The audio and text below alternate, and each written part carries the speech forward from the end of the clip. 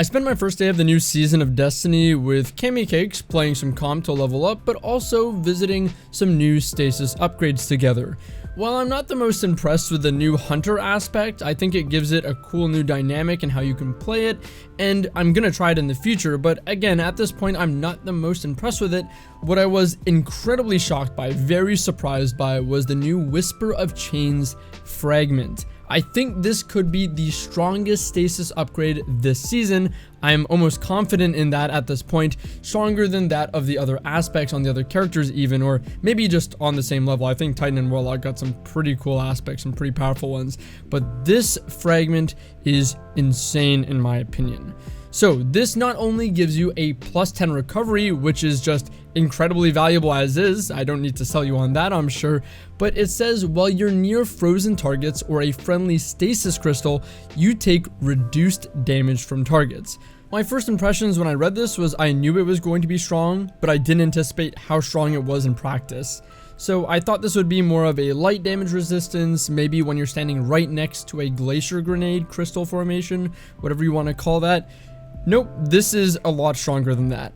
You can stand next to a grenade around 15 meters, it's about a 15-meter radius, it's very generous, and get a buff on your screen, of course, that represents and shows you that you are getting damage resistance. And from my testing, the damage resistance was 32% damage resistance. That's enough to stop a 140 hand cannon from 3 tapping, and it makes it a 3-head 1 body. And in fact, if you're running 6 resilience, you can even stop the 3-head 1 body and force them to have to hit 4 critical hits. That's pretty crazy. Against 120s, it forces them to have to hit 3 headshots without any damage drop off. They deal 68 damage per headshot, which is the same as the 150 hand cannons once did. And of course, if you have a problem with the 2 tapping Rampage 120s, this will obviously stop that too. It doesn't stop there though. In my testing, the Fellwindsor's Lie wasn't able to kill at 7 meters, which is well within its consistent 1-hit kill range. So yeah, I don't think I need to show you any more here to say that this aspect is truly insane. But let's think of the practical use of this and when you can take advantage of that damage resistance. Of course, you can just put down your glacier grenade and stand by it and get the damage resistance from that, but we want to get a little bit more out of our glacier grenade than just standing beside it. Let's think of the fact that you can put your glacier grenade down as a wall when you're weak to cut down a line of sight and still be getting damage resistance from being around it. You can even use your glacier grenade to super bounce, or I guess you can't really super bounce anymore, it kind of just elevates you, but elevate you upwards and then get damage resistance out of it. And that's especially useful when you're slowed and stuck in a dust field grenade. I often throw the grenade at my feet to get myself out of the dust field, and now I'll be getting damage resistance for that as well.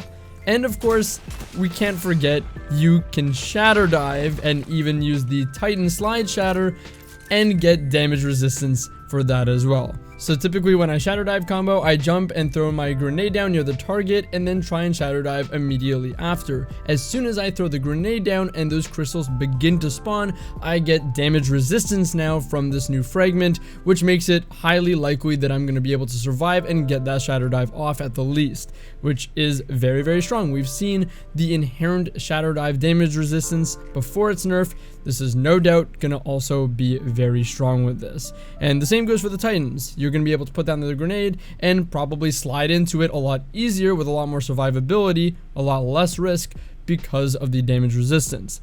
Again, guys, this is insane. Funny enough, this actually doesn't work with your self-frozen targets for whatever reason. I know it says while you're near a frozen target, it gives you the damage resistance. When I froze a target, it didn't do that at all at any radius, so I'm not sure what's up with that. But as a result, this makes it the least useful and probably not useful at all for Warlocks, as a lot of the kit revolves around instant freezing and utilizing that and not utilizing the shatter or glacier grenade so much. But for the Titan and the Hunter, this is incredibly strong. There's no doubt in my mind that this is the strongest, or at least one of the strongest stasis upgrades of this season that we've gotten.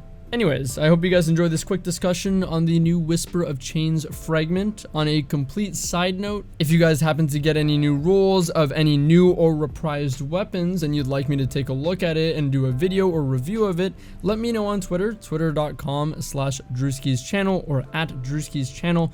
link is in the description. There's an insane amount of weapons to review and not a lot of time in my life currently to farm for each and every one of them with a good enough roll. I've returned to taking music lessons and I'm putting a lot of time into that, but that combined with other life things leave me with not enough time to know life and farm for each and every one of these roles without becoming completely sleep deprived. And I like making Destiny content and want to continue to do so. Lastly, if you want to check me out on Twitch, you can do so, twitch.tv/Drewskys, links in the description.